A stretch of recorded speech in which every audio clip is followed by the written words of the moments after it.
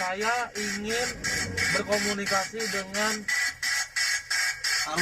arwah yang baru saja kecelakaan tadi.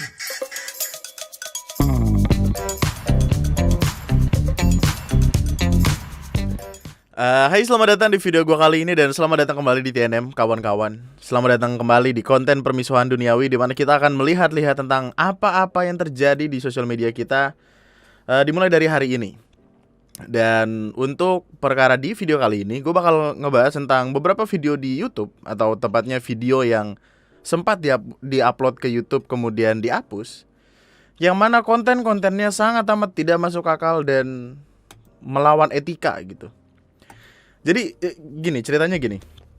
Gua lagi rebah-rebahan, tidur-tiduran, melihat IG, melihat Twitter, nyari konten lah.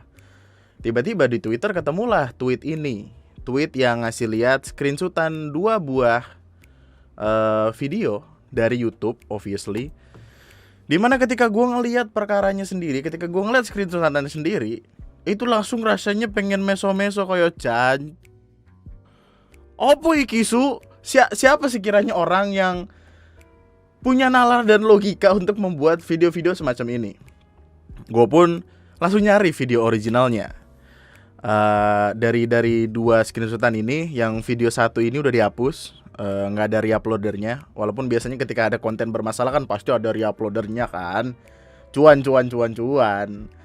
Tapi yang video pertama sudah dihapus, sedangkan yang satunya lagi cuma diganti judul doang sama thumbnail lah.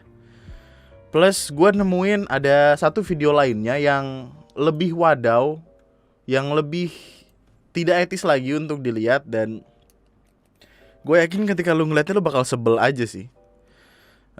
Soalnya video yang ketiga ini kayak mereka ngebawa some kind of radio gitu, yang dimaksudkan sama mereka untuk ngedengerin suara arwah yang ada di sekitaran tempat itu. Dan mereka ngebawa radio itu ke tempat di mana insiden kecelakaan beberapa waktu lalu terjadi. Saya ingin berkomunikasi dengan arwah yang baru saja kecelakaan tadi. Bolehkah saya diizinkan untuk mengundang mereka? Jawab. Intinya adalah orang-orang ini dengan alasan mereka masing-masing ngebawa perkara mistis dan nyambungin itu ke kecelakaan yang terjadi beberapa waktu lalu, di mana tentu saja sangat tidak etis untuk dilakukan ketika bahkan makam dari orang yang namanya mereka bawa aja tuh belum kering. Mari kita lihat videonya satu persatu. Yang pertama banget ini adalah video dari ada akun YouTube namanya Ki Soleh Pet. Oh, gue kira Ki Soleh Pati lu, bukan ya? Intinya ada banyak cuplikan tentang video ini. Kayak jadi ada video full gitu, kemudian di-cut sama orang, dipindah ke sosial media lain, let's say TikTok, let's say Instagram feeds dan lain sebagainya. Tapi kelihatan kalau siapapun orang yang ada di video ini lagi nyoba buat ngomong sama let's say arwah yang ada di sekitar tempat itu.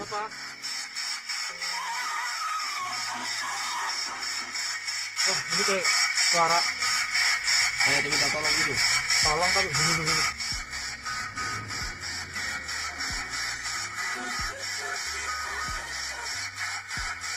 Tolong. Siapa? Itu kayak suara mobil. Gitu ya.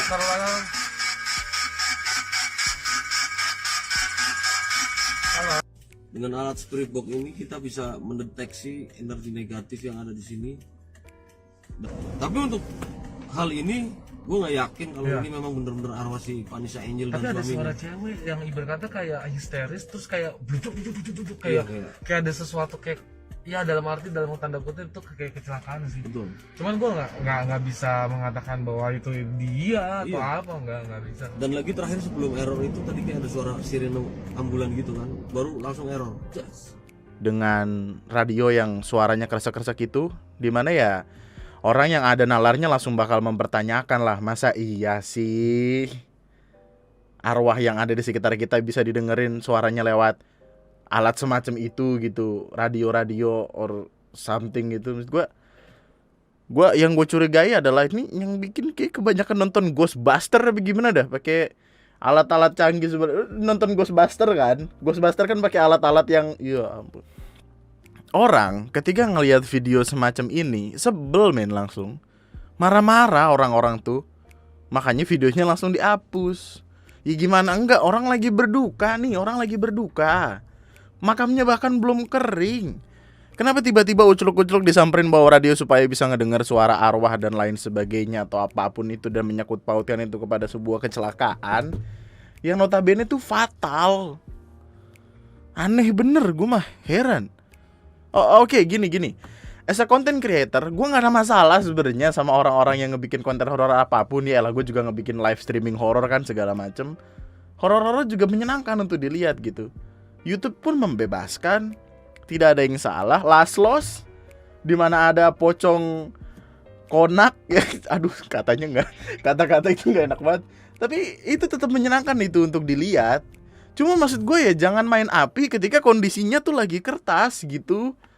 Jangan ngebawa sebuah perkara yang sebegitunya serius menjadi sebuah konten yang ujung-ujungnya ingin didekatkan ke arah sana. Orang berita dari channel ini itu sampai masuk TV One coba. Sampai dikecam sama MUI bahkan, buset dah. MUI bro, ini yang udah ngomong gitu. Barulah setelah perkaranya rame, pertikaiannya di mana-mana, ada permintaan maaf yang diupload sama akun YouTube-nya sendiri. Intinya mereka minta maaf lah gitu. Terus katanya juga itu adalah potongan video di mana mereka tuh sebenarnya ke tempat itu untuk mendoakan dan segala macemnya lah gitu. Tapi ya tetap aja men, kalau lu lihat video-videonya yang paling baru tuh yang komen marah-marah banyak. Lu nggak bisa menjadi hipokrit dengan mengabaikan semua permintaan omongan-omongan ini. Sekalian bro, panggil arwah Kurama dong. Yo, Kuramanya Naruto kan mati itu. Kuramanya kan mati. Kemudian gak lama setelah videonya rame, ada klarifikasi, dikecam MUI segala macam. Ada orang yang namanya Wirang Birawa yang marah-marah, obviously, karena mungkin beliau kenal sama Vanessa Angel sendiri. Dan lu kalau ngelihat ini, jangan perlihatkan kebegoan, biarin aja, kasih panggung dalam, dan kasihan mau kasih firasat ntar dia nggak bisa tidur. Firasat tuh apa sih maksudnya, dikirimin gitu ya? Serem juga. Terus gue jijik bos, lo kasih pembodohan di tengah orang berduka, gue malu sebagai praktisi spiritual. Oh iya benar-benar. Jadi kayak karena dia praktisi spiritual yang gue nggak tahu, mungkin certified, tapi dia marah aja gitu karena konten seperti itu disangkut pautkan kepada sebuah insiden yang sangat besar skalanya, udah diliput nasional segala macem. Bahkan pihak keluarga pun angkat bicara soal konten panggil arwah tersebut. Fadli Faisal, adik kandung Febri Ardiansyah, which is Bibi, suami dari Vanessa Angel, ngomong kayak, ngapain bikin konten kayak gitu, tidak jelas menurut saya. Saya tidak percaya gitu-gituan, itu di luar kapasitas saya nggak percaya, terserah mereka lah gitu. Terus nih kata Emma tuh siapa? Selain itu, konten ini melukai hati sahabat-sahabat almarhumah Vanessa Angel. Aktris Emma Waroka turut mengecam video panggil arwah tersebut. Astagfirullah, jahat banget, itu parah banget sih, nggak suka banget aku kayak gitu ketika bersiarah ke makam Vanessa Angel. Dan kalau misalkan lu nganggap konten ini parah, ada yang lebih parah lagi men, dimana ada, yang ini gue sebel banget ngeliatnya. Ada video ini tuh ngasih lihat orang gitu yang kayaknya pinter ya, orang pinter. Jangan-jangan udah belum dihapus. Wow, viewsnya 500.000, nyari cuan bener bos. Jadi video kedua ini ada orang pinter yang tiba-tiba kagak ada angin, kagak ada hujan, tiba-tiba ngebikin video ketemu sama indigo gitulah, indigo yang kemudian kesurupan, buat nanya langsung apa penyebab insiden beberapa waktu lalu di tol Jombang ya kalau nggak salah. urutan videonya sendiri tuh kayak terkesan klise sekali karena Waalaikumsalam warahmatullahi. ada orang tiba-tiba start jalan gitu. Dan kita as a content creator, sebagai seorang yang pernah menjadi kameramen, videografer dan lain sebagainya, kita bisa tahu loh ketika videonya baru mulai dan orang baru mulai jalan gitu. Kali ini kita akan menemui yang namanya Orang ini jalan terus dia ngasih tahu kayak kita bakal ketemu sama cewek yang bersedia dijadiin media buat nyari tahu penyebabnya Jadi apa. kalau kita tidak jumpa dengan beliau, Ya, Bella. maka saya langsung bertanya langsung kepada apa sebab, kita mau cari tahu ya sebabnya Mas Dedi. Iya. Apa Kenapa dia nyari tahu sebabnya ketika pihak kepolisian aja masih ngedalemin perkaranya sampai manggil supirnya segala macem karena supirnya yang dianggap lalai. bisa Ini kejadian terkait dengan seperti tentang Mbak Vanessa ya, itu? Iya, Bella. Bapak Nek. Pohon bambu gitu Mas Den. Oh, ini Pak Bam. Yang lucu adalah kayak iya kita janjian di pohon bambu, terus kameramennya kayak iya ini pohon bambu gitu. Oh, itu. Terus tiba-tiba oh itu tuh ada orang yang di pohon bambu. Aduh gemes gue ngelihatnya. Itu.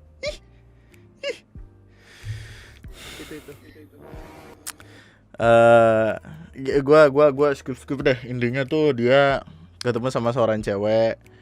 Terus si ceweknya kesurupan penunggu situ. Terus waktu ditanya kecelakaannya kenapa, yang si cewek yang katanya kesurupan ini bilang kalau itu terjadi karena teman-teman siapapun yang menyurupi dia. Agak susah ya nih nyebutnya nih. Ini tolong ini ya, fokus ya. Jadi si Mbak ini kan kesurupan nih. Kesurupan penunggu sana lah katanya gitu. Terus penunggunya itu bilang kayak ini Allah teman-temanku. Wah gitu. Segala macam. Kita tonton dikit lah.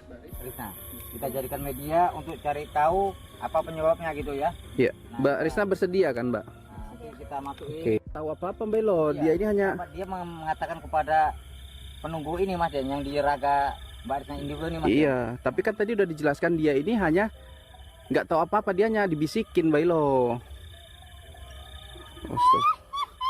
Astagfirullahaladzim. Yuh dia ketawa Kok sih Mbak. masuk? Ini. Belo kok nggak diundang bisa masuk?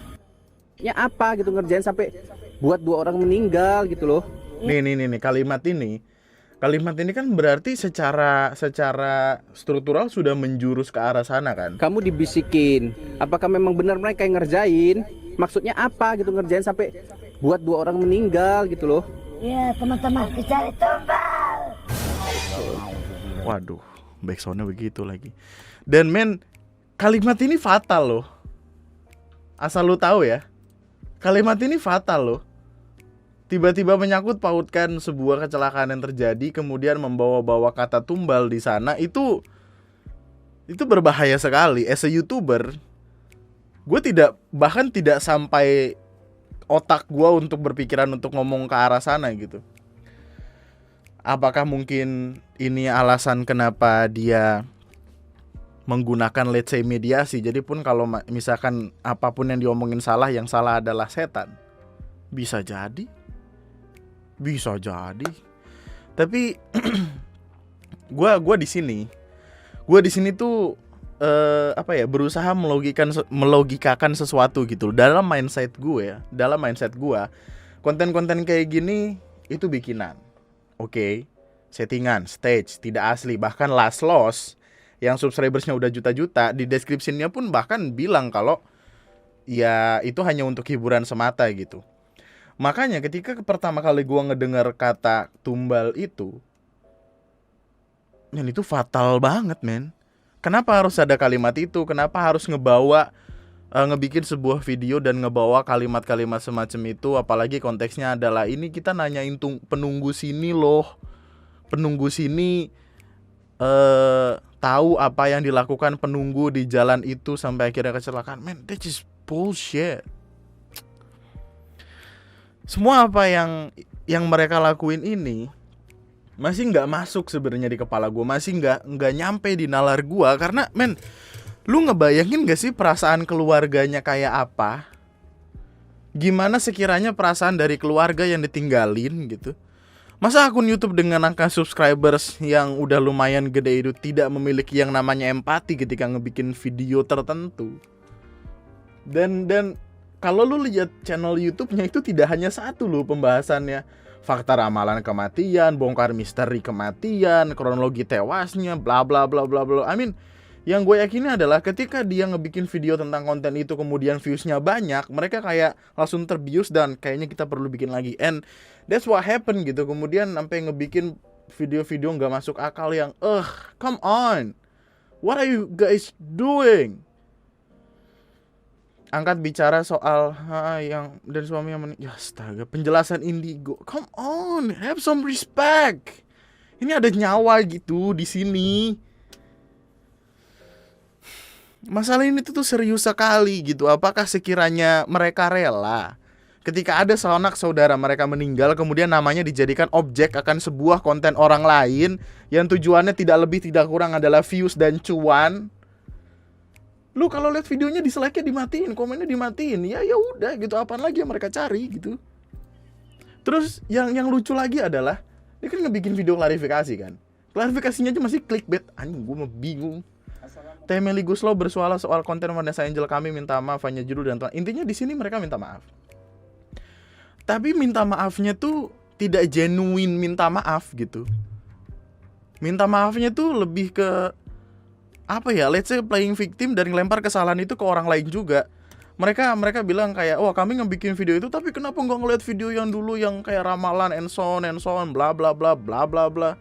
Ini tuh apa ya, nggak ubahnya kayak orang ketilang nih, kayak orang ketilang polisi terus nunjuk orang lain lah, Pak itu juga dia salah, pikirin diri sendiri dulu dong gitu loh. Dan memang momennya ini kan Kak, kalau kita lihat Mbak Vanessa sendiri beberapa bulan yang lalu, Kakak bisa lihat ya di channel-channel besar, dia itu udah diramal gitu Kak, udah bolak-balik bahas tentang kematian. Dan itulah saya rasa yang membuat ini menjadi sebuah misteri gitu loh. Kenapa bisa terjadi apa yang diramalkan itu. Nah, kalau Kakak berpendapat konten seperti ini nggak perlu gitu, awalnya seharusnya Kakak lebih kedepankan pada awalnya. Awalnya apa? Peramal-peramal yang terkenal ini Kak, kenapa meramal seperti itu gitu loh. Mana setelah klarifikasi nggak dihapus video aslinya. Nyari duit banget sih kayaknya. Elah. Gue juga nggak tahu sih kenapa gue pada akhirnya marah-marah gitu. Karena ini ekosistemnya tuh udah berisi sama orang-orang yang memanfaatkan insiden atau kecelakaan yang bahkan merenggut nyawa untuk keuntungan pribadi gitu. Sekarang gini. Pandangan gue gini. Konten kayak gini sebenarnya tuh nggak ada otak ya di mata gue gitu. Sederhana, nggak ada otak ya. Tidak memiliki empati, tidak menghargai perasaan keluarga yang ditinggalkan. Nggak ada bedanya sama jurnalis yang tiba-tiba datang terus nanya gimana perasaan bapak ketika, yelah, pakai otak lah min, masa perasaannya, aduh, gue nggak bisa ngomong sembarangan lagi anjing. Tapi masa nggak sedih sih gitu? Kenapa pertanyaan semacam itu harus dikeluarkan gitu? Lu pikir jawaban apa yang sekiranya keluar dari kepala mereka? Ya tentu sedih lah, apalagi gitu. Terus gue hargai orang lain gitu loh, empatinya dipakai gitu. Orang lagi bersedih tiba-tiba datang pertanyaan kayak gitu, datang video-video kayak gitu. Ini perkara nyawa, perkaranya serius. Pihak kepolisian aja masih ngurusin perkaranya sendiri. Kenapa tiba-tiba ucuk-ucuk dari ujung ada orang yang, mari kita surupin orang ini terus kita tanya kejadiannya gimana? Ya Allah. Tiba-tiba datang terus kayak gue bisa ngobrol loh sama temen dari penjaga tempat kecelakaan. Rumah jauh. Setan ekspres bagaimana? Arwah deng. Ada orang tiba-tiba datang bawa radio untuk katanya nggak dengerin arwah, terus katanya ada suara cewek teriak minta tolong, terus ada suara kecelakaan. I mean, gue tahu bangsa ini masih menyukai hal-hal klinik. Gue tahu orang-orang masih menyukai hal-hal horor, dan itu juga salah satu alasan kenapa gue live horor, karena seru, pembahasan horor menyenangkan. Tapi kan ada garis batas yang nggak bisa lo lewatin segitunya aja, men. Nggak bisa segampang itu lo ngelewatin garis batas hati nurani dan empati yang seharusnya orang-orang gunakan gitu. Anjing, gue udah lama nggak bikin video meso-meso, sekalinya bikin konteks yang dipermasalahkan sama orang-orang itu bukan perkara thumbnail yang berlebihan, bukan perkara judul yang berlebihan, radio atau apalah itu. Enggak, ini tuh sesederhana elu ngebikin konten tentang insiden yang terjadi dengan imajinasi elu, dan tidak ada pembuktian apakah itu nyata atau tidak. hanya mencari hype-nya semata tanpa memperdulikan perasaan keluarga yang ditinggalkan. Iya, gua tahu uang menggiurkan, dengan views sebegitu banyak, duit yang lu dapat pasti gede. Tapi masa iya sih lu mengorbankan nalar dan logika hanya untuk itu, mengorbankan hati nurani, kayak lu matiin hati nurani lu untuk transparan tiap tanggal 21/22. Lu siapa ya? Kenapa gua ngebawa nama itu sih? Astaga. Kalau lu nggak percaya, lu bisa tonton video-video yang gue maksud, ada di YouTube semuanya. Lu bisa lihat bagaimana cara mereka mengeksploitasi hal tersebut. Gue nggak mau ngomong terlalu banyak, ntar kelamaan lu denger video ini, sebel juga ntar jadinya. Sadar lah gitu maksud gue. Tapi apa bedanya gue ya? Gue juga pada akhirnya ngebikin video ini. I don't know man. Anyway, itu aja buat perkara kali ini. Buat permisuhan kali ini, kita bakal ngebahas tentang beberapa hal lainnya nanti di video-video selanjutnya. Subscribe, like, komen, apapun itulah, you name it. Sampai jumpa di video gue selanjutnya. Tetaplah bahagia, tetaplah baik-baik saja. Tolong nalar dipakai, logikanya digunakan. Kalau cuan pada akhirnya menjadi tolak ukur dari matinya hati nurani, apa bedanya kita sama koruptor? Apa bedanya kita sama orang-orang di luar sana yang hanya mengeksploitasi satu dan lain hal, tapi ada orang yang kesakitan di balik itu. Nama gue Andri, sekian dan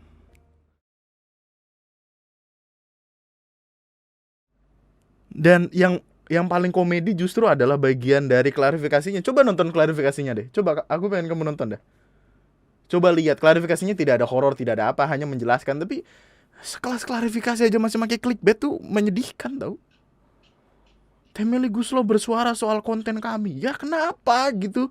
Kan konteksnya adalah, concernnya adalah penjelasan dan meminta maaf, tidak perlu membawa Meli Guslow di sana. Tapi anyway, sampai jumpa di video selanjutnya. Good luck, bye-bye.